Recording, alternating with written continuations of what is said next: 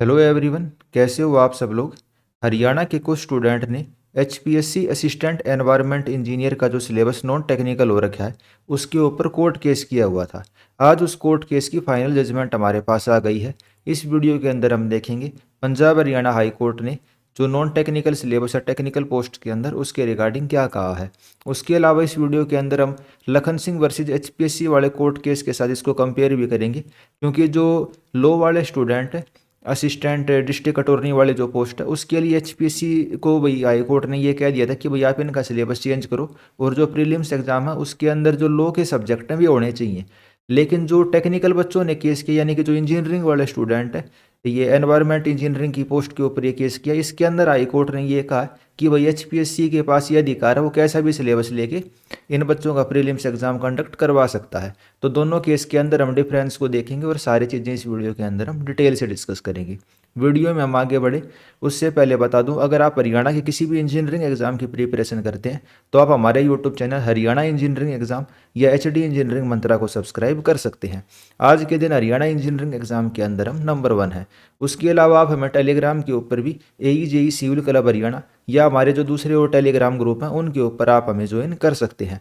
जो जितने भी एग्ज़ाम होते हैं हरियाणा के उनके रिगार्डिंग जो क्विक अपडेट होता है और एक्यूरेट इन्फॉर्मेशन आपको हमारे टेलीग्राम के ऊपर मिल जाएगी। तो चलिए वापस हम अपने टॉपिक के ऊपर आ जाते हैं। तो सबसे पहले तो मैं आपको समरी बता देता हूँ, समरी हुई क्या है। तो जो असिस्टेंट एनवायरनमेंट इंजीनियर वाले स्टूडेंट जो इस एग्ज़ाम में अपीयर होने वाले थे उन्होंने नॉन टेक्निकल सिलेबस के रिगार्डिंग केस किया था और ये वाले स्टूडेंट इस केस को हार चुके हैं। और हाई कोर्ट ने क्या कहा है कि भाई एचपीएससी के पास अधिकार है कि वो नॉन टेक्निकल सिलेबस भी इसके अंदर दे सकता है। तो ये तो चलो अब समरी हो गई। अब एक एक चीज़ को हम डिटेल में देखते हैं और ये भी देखेंगे जो असिस्टेंट इंजीनियर वाला एग्जाम बचा हुआ है पीडब्ल्यूडी का उसके ऊपर इसका क्या इम्पैक्ट पड़ सकता है, या इस वाले केस के अंदर ही आगे जो ये पैटिशनर हैं ये क्या कर सकते हैं, इनके पास क्या क्या ऑप्शन अभी खुले हुए हैं।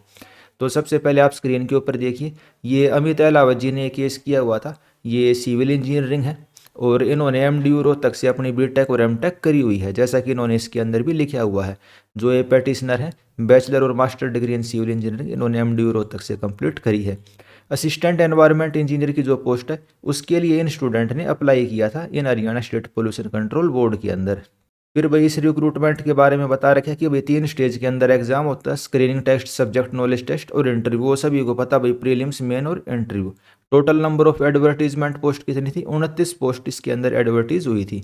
और जो एग्जाम था कितने गुना बच्चे अगले राउंड के लिए बुलाए जाते, केवल 4 गुना बच्चे अगले राउंड के लिए बुलाए जाते। जैसे 29 में से जनरल कैटेगरी की केवल 1 सीट है तो जनरल के केवल 4 बच्चे मेंस एग्जाम के लिए शॉर्ट लिस्ट होंगे। और टोटल अप्लीकेशन फॉर्म इसकी 3,500 के आसपास आई है। वो आगे एचपीएससी ने इसके अंदर बताया भी है। इसे जो भाई पूरी की पूरी जजमेंट है वो वाली चीज़ें भी आपके सामने आएंगी। फिर जो स्टूडेंट है यानी कि जो पैटिशनर है अमित अहलावत, इन्होंने क्या कहा कि भाई जो यूपीएससी अपना एग्जाम लेती है ना उसके बाद मेंस के लिए वो कम से कम 10 गुना बच्चों को बुलाती है।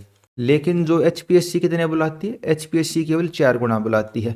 उसके अलावा उन्होंने और क्या कहा कि भाई जो पिछले साल असिस्टेंट एनवायरनमेंट इंजीनियर की 45 पोस्ट के लिए भर्ती निकली थी, एडवर्टीजमेंट नंबर 24/2023, उसके अंदर भी केवल 4 गुना बच्चे बुलाए गए। और उसका जो सिलेबस था ना प्रीलिम्स का, उसके अंदर टेक्निकल के सब्जेक्ट थे भाई, सिविल के भी कुछ सब्जेक्ट थे जैसे इरीगेशन हो गया, एनवायरनमेंट इंजीनियरिंग हो गया, वेस्ट मैनेजमेंट हो गया, नेचुरल रिसोर्स, एनवायरनमेंट इंजीनियरिंग, मतलब सारे सब्जेक्ट थे, टेक्निकल नेचर का पेपर था वो।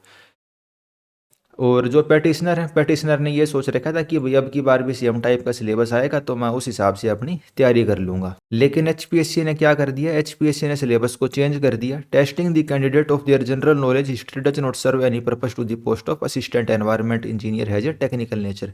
जो कि भाई टेक्निकल नेचर की पोस्ट है उसके लिए आप हिस्ट्री की, पॉलिटी की और जनरल नॉलेज जांच कर रहे हो स्टूडेंट की, उस चीज़ का कोई भी मतलब नहीं है। और जैसे कि भाई ये एप्लीकेंट है, इन्होंने फर्स्ट डिवीजन ले रखी है, बैचलर डिग्री भाई बीटेक के अंदर इनकी फर्स्ट डिवीजन है, मतलब वो तो चलो क्वालिफिकेशन यही मांग रखी है, इसके अंदर आपके पास ये होनी चाहिए। उसके अलावा पैटिशनर ने किस केस का रेफरेंस दिया, Lakhan Singh versus state of Haryana वाले केस का रेफरेंस दिया। इस वाले केस को भी हम देखेंगे। इस वाले केस के अंदर क्या हुआ था, एचपीएससी हार गई थी और हाईकोर्ट ने एचपीएससी को ये कहा था कि भाई आप जो प्रीलिम्स का सिलेबस है वो एग्ज़ाम स्पेसिफिक बनाओ। इसी वजह से इस वाले एग्ज़ाम को पोस्टपोन करना पड़ गया था। ठीक है, तो इस वाले केस की भी मेरिट के अंदर हम बात करेंगे भाई इस केस के अंदर क्या था। अब बात कर लेते हैं एचपीएससी ने क्या कहा। एचपीएससी ने क्या कहा भाई 2023 के अंदर हमने असिस्टेंट एनवायरमेंट इंजीनियर के लिए भर्ती निकाली थी। 54 पोस्ट थी, जिसके लिए 7,189 बच्चों ने एप्लीकेशन दी, लेकिन केवल सेलेक्ट कितने हुए? केवल 25 बच्चे सेलेक्ट हुए। पोस्ट थी 54, बच गई कितनी? 29 पोस्ट खाली रह गई, जिसके लिए भर्ती हम अब निकालने लग रहे हैं, जो बची हुई पोस्ट है उनके लिए। तो आप डिफरेंस देखते जाना, जो एडीए वाली पटिशन थी और इस वाली पटिशनर के अंदर डिफरेंस क्या, कि एक तो वो 4 गुना और 10 गुना वाला डिफरेंस आ गया इस वाली पटिशन के अंदर, जो इस भाई इन्होंने कहा, और एक ये वाला डिफरेंस भी आ गया कि भाई इसके अंदर तो बची हुई वैकेंसी एचपीएससी ये कहने लग रही है, अपने रीजन्स को चेंज कर रही है एडीए वाले केस के कंपेरिजन में।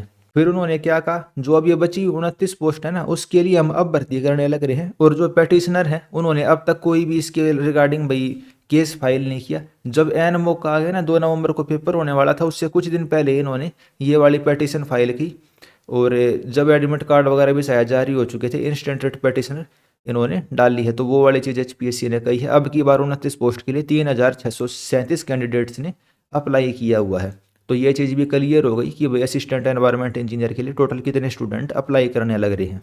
फिर एचपीएससी ने अपने समर्थन में क्या क्या कहा? एचपीएससी ने अपने समर्थन में कहा कि भाई स्क्रीनिंग टेस्ट के अंदर जो भी नंबर आते हैं ना, वो फाइनल रिजल्ट के अंदर नहीं जुड़ते। उसके अलावा जो मेंस का एग्जामिनेशन है वो हम टेक्निकल नेचर का लेने लग रहे हैं, और कोई भी आर्टिकल 16 या 14 का वायलेशन इसके अंदर नहीं होता। फिर उन्होंने क्या कहा कि भाई जो ग्रुप बी की पोस्ट है ना, उसके लिए हम एक्सपेक्ट करते हैं कि भाई एक बेसिक जनरल नॉलेज होनी चाहिए और एनालिटिकल स्किल होनी चाहिए, ताकि अपनी ड्यूटी को अच्छे से परफॉर्म कर पाएँ। उसके अलावा फिर उन्होंने और किस केस का एग्जाम्पल दिया? आशीष कुमार एंड अदर बस स्टेट ऑफ हरियाणा केस का एग्जाम्पल दिया।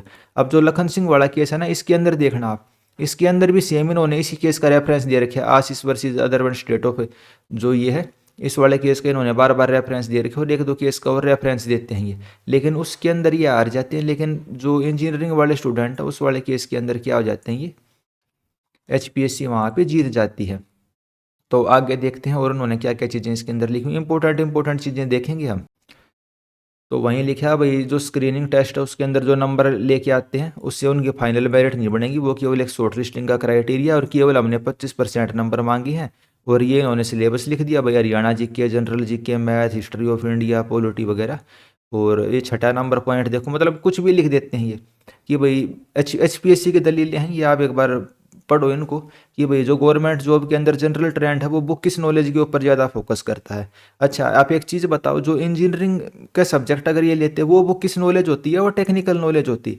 जबकि अब की बार इन्होंने ऐसे सब्जेक्ट ले लिए इसके अंदर तो बस रट्टे मारने हैं भाई, जनरल साइंस, अकबर कब पैदा हुआ, बाबर ने कौन से युद्ध लड़े, या भाई इस वाले आर्टिकल के अंदर क्या लिखा हुआ, ये बुक किस नॉलेज होती है। लेकिन एचपीएससी क्या कहने लग रही है कि भाई पहले वो किस नॉलेज होती थी, और अब हमने जो एग्जामिनेशन करा है ना, वो हमने क्रिटिकल थिंकिंग और प्रॉब्लम सॉल्विंग एबिलिटी के ऊपर ध्यान में देते हुए करा है। अरे भाई टेक्निकल सब्जेक्ट से ज़्यादा प्रॉब्लम सॉल्विंग एबिलिटी और क्रिटिकल थिंकिंग कहाँ पे होती है?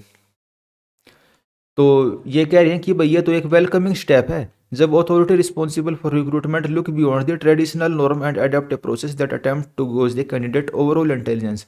ओवरऑल इंटेलिजेंस कहाँ से चेक हुई? इससे आप उसका टेक्निकल कुछ तो डालते, अरे ज़्यादा नहीं तो आप 50% डाल देते। ठीक है, चलो जो भी दलील थी, लेकिन इस वाले दलील का तो कोई मतलब है ही नहीं। ये तो भाई बुक किस नॉलेज तो आप अब चेक करने लग रहे हो, अपने काउंटर में आप ये तर्क देने लग रहे हो। खैर इन चीज़ों को छोड़ते हैं। फिर दूसरे केस का रेफरेंस दे रखा है, Maharashtra public service commission through it secretary versus Sandeep C Aranwarade and other का जो केस हो गया, इन केस का रेफरेंस दे रखा है। अब इंपॉर्टेंट पॉइंट देखते हैं ज़्यादा टाइम ना लेते हुए। ठीक है, तो यहाँ पे पंजाब हरियाणा हाईकोर्ट ने क्या कहा है, However, a candidate does not have a vested right to be subject to the exact same standard of the last recruitment। जैसे जो स्टूडेंट है अमित अहलावत, इनका ये कहना था भाई पिछली बार जो 2023 में भर्ती हुई थी उसके अंदर टेक्निकल सिलेबस था, तो आप इस वाली भर्ती के अंदर भी आपको टेक्निकल सिलेबस करना चाहिए। ठीक है, यानी पिछली रिक्रूटमेंट जैसा ही होना चाहिए। तो कोर्ट ने क्या कहा, कैंडिडेट का ऐसे कोई क्लेम नहीं कर सकता कि भाई पिछली बार जिस तरीके से एग्जाम हुआ अब की बार भी उसी तरीके से एग्जाम हो। आपको डिफरेंस समझ में आने लग रहे हैं ना? जो एडीए वाली भर्ती थी, लखन सिंह वाली थी, उसके अंदर ऐसी कोई डिमांड नहीं करी गई थी कि भाई पिछले वाला सिलेबस ही फॉलो हो।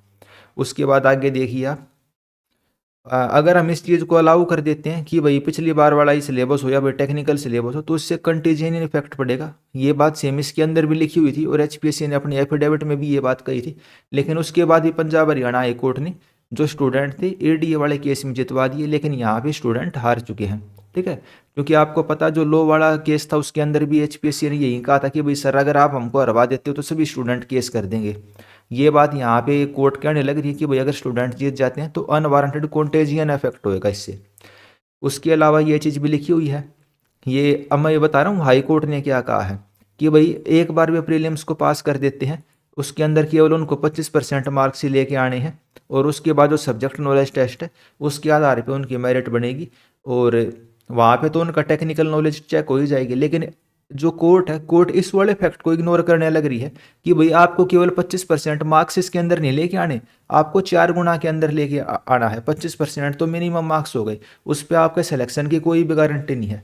अगर HPSC ये कहे कि भाई केवल 25% मार्क्स लेके आने हैं, उसके बाद सभी बच्चे मेंस को दे सकते हैं, तब तो कोई चिंता वाली बात ही नहीं। तो ये वाला फैक्ट एक तरीके से थोड़ा वैसा हो जाता है कि भाई ये जेनरस 25% मार्क्स, ये जेनरस 25% मार्क्स नहीं है, 4 गुना का क्राइटेरिया है। बच्चों के 50-50 नंबर लेके आने पे भी सिलेक्शन नहीं होगा, इतना ज़्यादा कंपटीशन है आज के दिन।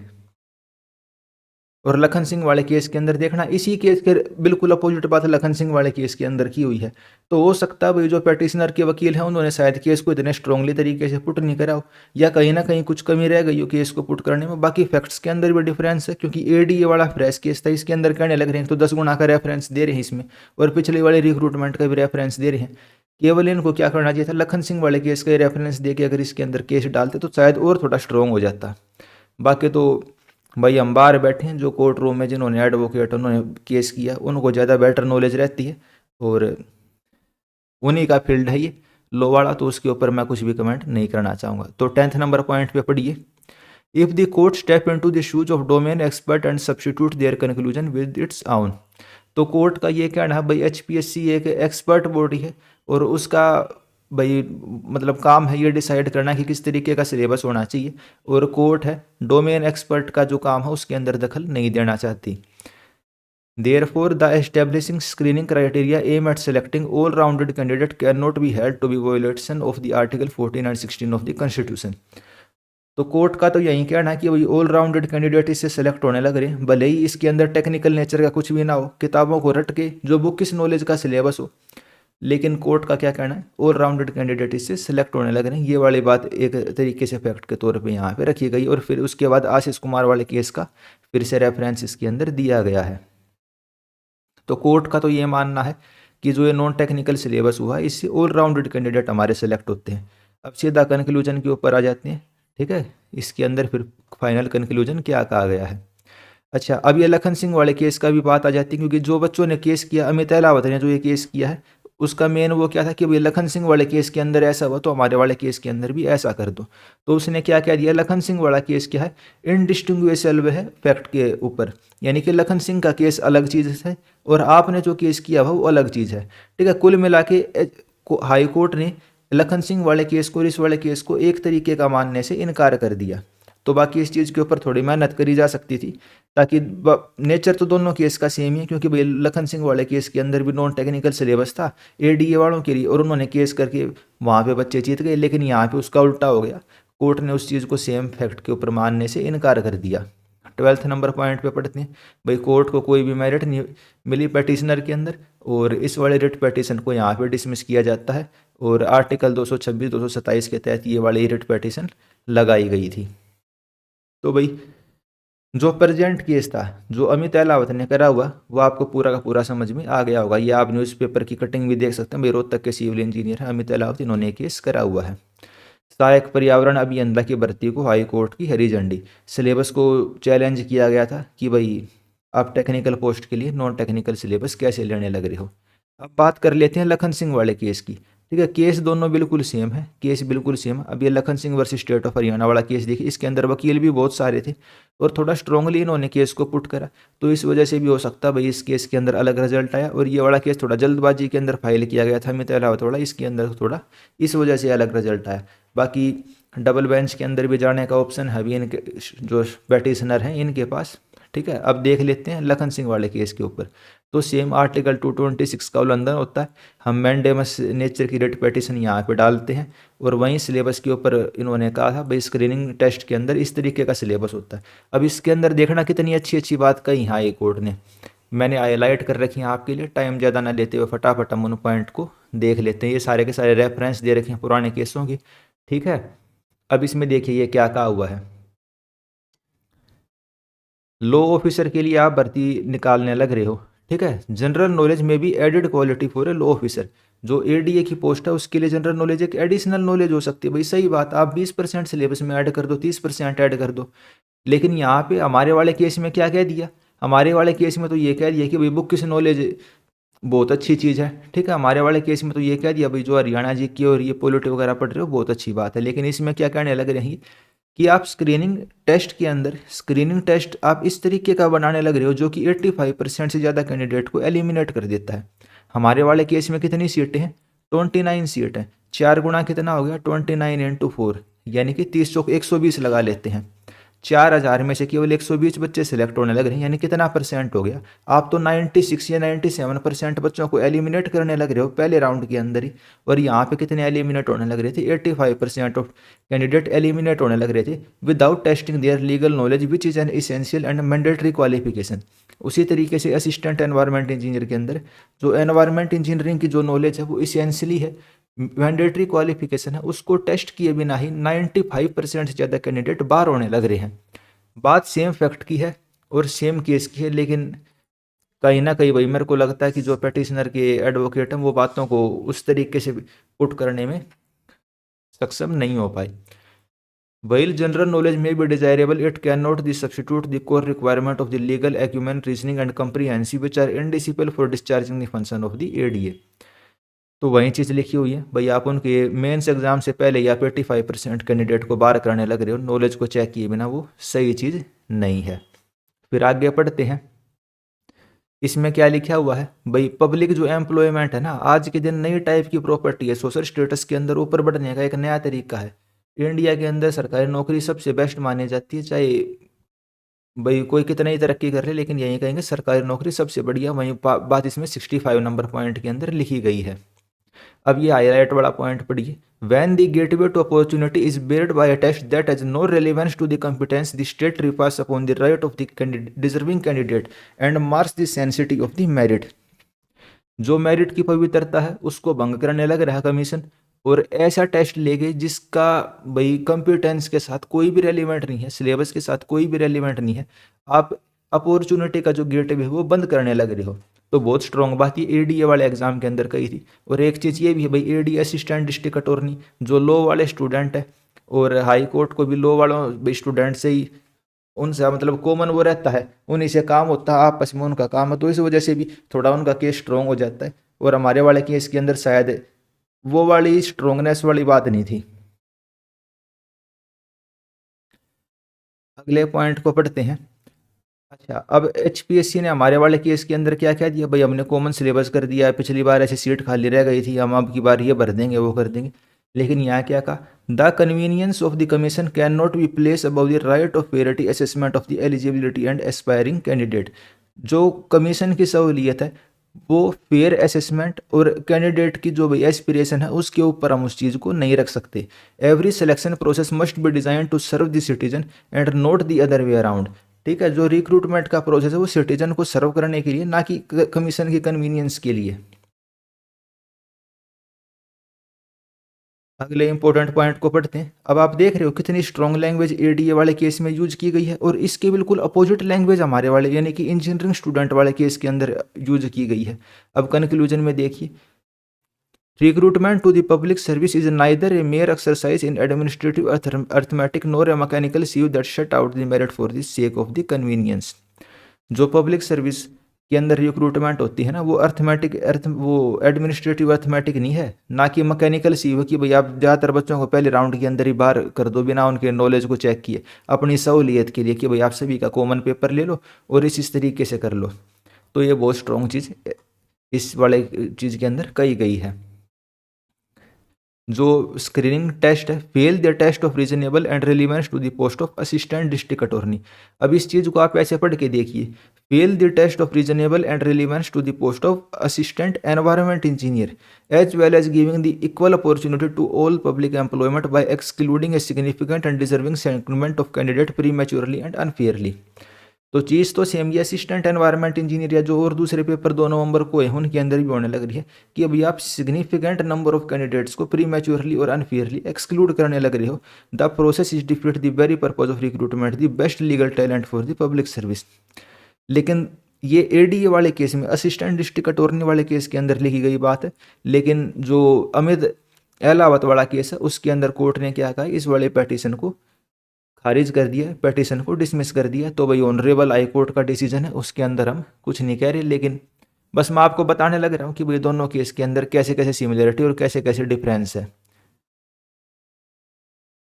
उसके बाद फिर यहीं कह दिया, एचपीएससी को ये कहा था कमीशन ने कि भाई आप फ्रेश सिलेक्शन का प्रोसेस करो, या भाई इसी के अंदर सिलेबस चेंज करके आप दोबारा से पेपर लो। तो वो वाली सारी चीज़ें एडीए वाले केस के अंदर का यही थी, और जो अमित अहलावत वाला केस असिस्टेंट एनवायरमेंट इंजीनियर के अंदर, उसी के अंदर भी मैक्सिमम फैक्ट सेम होते हुए भी कुछ चीज़ें अलग थी, क्योंकि ये पुरानी रिक्रूटमेंट थी और इसमें 10 गुना भी चाहते थे ये वाले पेटिशनर। तो थोड़ा सा डिफरेंस होने की वजह से ये वाले डिसमिस हो गई। अगर सेम ग्राउंड के ऊपर लगाई जाती एडीए वाले ग्राउंड के ऊपर, तो शायद हो सकता है कि भाई जो एडब्ल्यू के ऊपर पेटिशन लगी है उसका रिजल्ट कुछ और होता। तो भाई इस वीडियो में आपको यही बताना था, जो ये पेटिशन है वो आप टेलीग्राम चैनल से ले सकते हो, ज्वाइन करने का लिंक मैं आपको प्रोवाइड कर दूंगा। इस वीडियो में इतना ही। आपके आने वाले एग्जाम्स के लिए मेरी तरफ से बेस्ट ऑफ लक। आप यूट्यूब पे सब्सक्राइब कर सकते हैं, और कोई आपको डाउट रह जाता है तो आप कमेंट करके पूछ सकते हैं। अच्छा, एई एग्ज़ाम के ऊपर क्या हो सकता है, तो एई एग्ज़ाम के ऊपर भी काफ़ी स्टूडेंट पूछते हैं। तो उसमें आपको क्या करना है, दोनों की तैयारी करते चलना, टेक्निकल की भी नॉन टेक्निकल की भी, 50-50 करके चलो, ठीक है, क्योंकि टेक्निकल आपका मेंस में तो काम आना ही आना है। और आप ये भी कर सकते हो भाई, 30% टाइम केवल आप नॉन टेक्निकल पढ़ो, 70% आप अपना टेक्निकल पे ही फोकस करो। जब आपका एग्जैक्ट आ जाएगा भाई एग्ज़ाम की डेट वगैरह, तब आप टेक्निकल के ऊपर, वो नॉन टेक्निकल के ऊपर और ज़्यादा फोकस कर सकते हो। अगर इन केस आपका सिलेबस चेंज ना हुआ और आपसे भी यहीं बुक किस नॉलेज वाली चीज़ें पूछ ली गई, ठीक है, तो आप उस चीज़ के ऊपर फोकस कर सकते हो, इतिहास भूगोल वगैरह के ऊपर। लेकिन अभी के लिए आप क्या करके चलो, 30% टाइम ही अपना नॉन टेक्निकल पे दो, ज़्यादातर टाइम जो आपका 70% टाइम है वो टेक्निकल के ऊपर ही दो, ठीक है। तो आपको चीज़ें क्लियर हो गई होंगी एई वाले स्टूडेंट को क्या करना है। बाकी जो हमारे एग्जाम थे उसके ऊपर तो इन्होंने गलतियां भी इतनी सारी कर रखी थी। ऑब्जेक्शन देखो, ऑब्जेक्ट क्वेश्चन 1, 2, 4, 65 मतलब हर दूसरे तीसरे क्वेश्चन का गलत आंसर दिया हुआ था। और आप सभी स्टूडेंट ने भी काफ़ी साथ दिया, मिल बांट के हमने ऑब्जेक्शन लगाए, तो ज़्यादातर क्वेश्चन के ऊपर हम ऑब्जेक्शन लगाने में सफल ही हो पाए, क्योंकि 250 रुपये की फीस थी। अगर एक एक बच्चा ऑब्जेक्शन लगाने बैठ जाता तो 5-5 हज़ार रुपये कहाँ से लेके आता। तो किसी ने एक क्वेश्चन पे, किसी ने 6-6, 7-7 क्वेश्चन के ऊपर भी ऑब्जेक्शन लगाए हैं। तो हम सब ने मिलकर ऑब्जेक्शन लगाए, इसी वजह से हम सभी क्वेश्चन पे ऑब्जेक्शन लगाने में सफल हो पाए। बाकी कमीशन की गलत आंसर की के कारण फीस दे के हमें उसको करेक्ट करना पड़ रहा है, ये चीज़ भी ठीक नहीं है, लेकिन उसमें एज ए स्टूडेंट हम कुछ नहीं कर सकते। तो इस वीडियो में इतना ही। आपको भाई मेरे हिसाब से जो भी इन्फॉर्मेशन थी इसके रिगार्डिंग सारी मिल गई होगी। इस वीडियो में इतना ही। आपके आने वाले एग्जाम्स के लिए मेरी तरफ से बेस्ट ऑफ लक। आप अच्छे से पढ़ाई करिए। धन्यवाद।